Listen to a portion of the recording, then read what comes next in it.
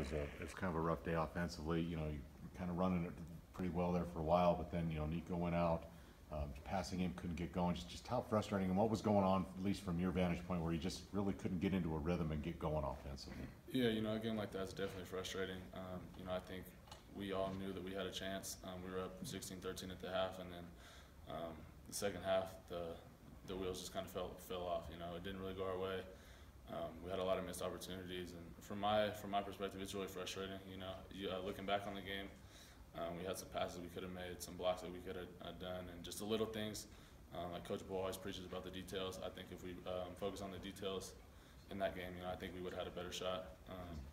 But ultimately, it just comes down to focus. I think in the second half, our focus, we kind of got a little ahead of ourselves, and like I said, it just fell off.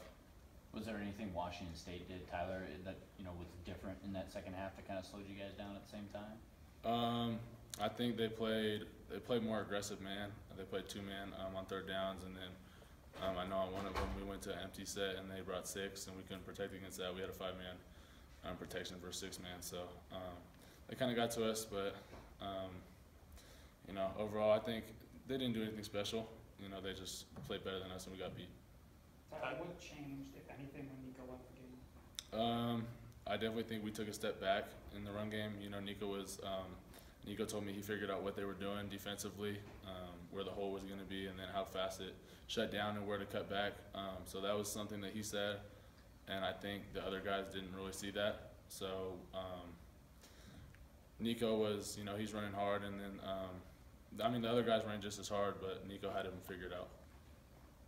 Tyler, did it seem like you guys shot yourself in the foot? Sometimes you'd get something going and then you'd have a false start or a holding penalty.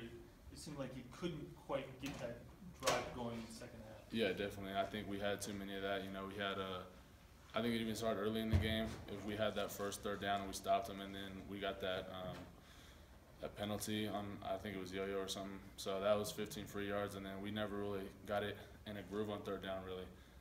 We had too many missed opportunities, like too many missed balls, too many missed blocks, missed assignments, and so I don't really think we ever got in a groove on third down, and ultimately it was just missed opportunities throughout the game.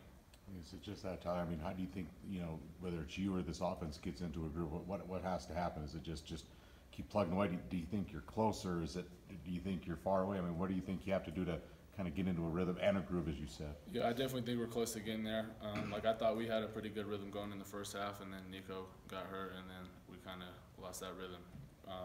I think just as a whole offense, I think we're pretty one-sided right now. People don't think we can throw the ball right now. We're just all they can do is run.